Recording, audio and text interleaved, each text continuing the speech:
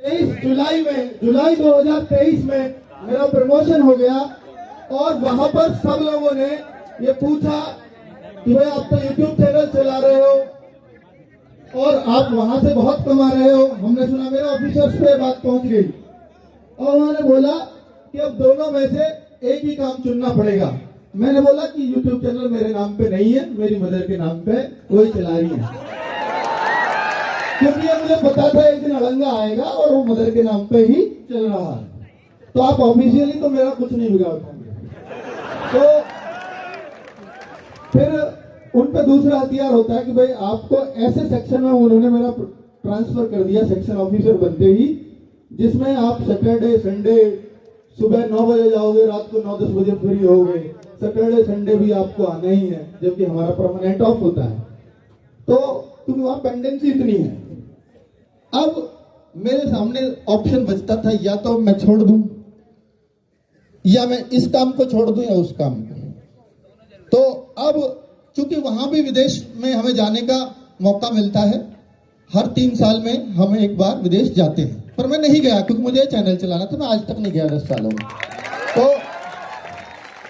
वहां पर तो मैंने उनसे एक ही जवाब दिया, सर ये नौकरी रख लीजिए, मैं बच्चों के साथ ही रहूंगा। तो 16 नवंबर को रिजाइन लिखो। मैंने उन्हीं के सामने बैठ के 16 नवंबर को इसको रिजाइन दे दिया है। एक महीना का नोटिस पीरियड है, वो 16 दिसंबर तक मुझे वहां जाना पड़ता है कि छोड़ने के बाद आपको कुछ फॉर्मेलिटीज होती है वो पूरी करनी पड़ती है। तो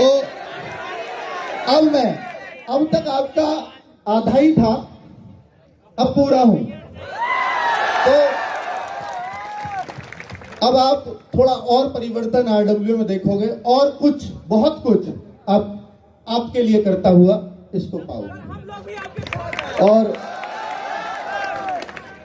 तो 10 साल जॉब भी चल पाई तो सिर्फ आपकी वजह से, छूटी भी तो आपने इतना बढ़ा दिया तो भी आपकी वजह से।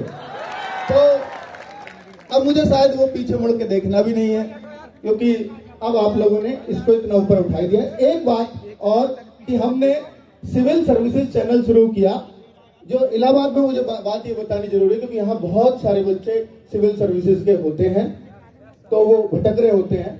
तो मैं आपको यहाँ घोषणा करके जा रहा हूँ कि 2024 का अगर पीसीएस की तैयारी करनी हो तो यूपीएससी के टीचर्स मैंने उसमें रखे हैं, जो मुखर्जी नगर में टॉप की फैकल्टी है।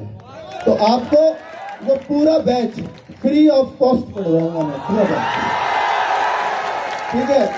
चैनल का नाम होगा RWA सिविल सर्विसेज। आरओ और एआरओ का बैच भी हम लाए बहुत सस्ती फीस में। जब 800 में लाए तो बहुत लोगों का प्रेशर आया कि यार 800 रुपए में आप आरओ एआरओ, इतनी बड़ी पोस्ट है, लगते ही 80,000 रुपए तनख्वाह मिलेगी उनको, आप उसको 800 रुपए में बैच बेच रहे हो। ऐसा क्यों? ऐसे तो पूरी मार्केट खराब हो जाएगी। मतलब ये मार्केट थोड़ी है भाई, ये बच्चे हैं, है ना।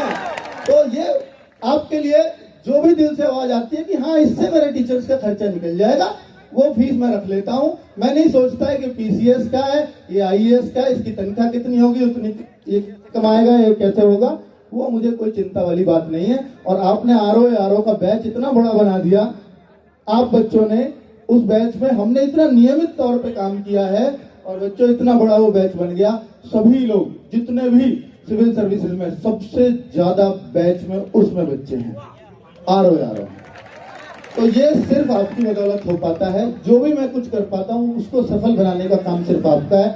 मेरा मन होता है मैं सच्ची श्रद्धा से बस काम करूं। तो प्लीज ये, हाँ, अब आपके जो भी क्वेश्चन होंगे, क्वेश्चन हम जरूर लेंगे, पर पहले मैं माइक दे देता हूँ कि मैं वहां बैठ के और हम सारे टीचर्स भी बैठ के वहां जवाब आपके देते रहेंगे। ठीक है, आप अपने क्वेश्चन जरूर पूछना, आपके बीच माइक पहुंचेगा। यूपी पुलिस के लिए एक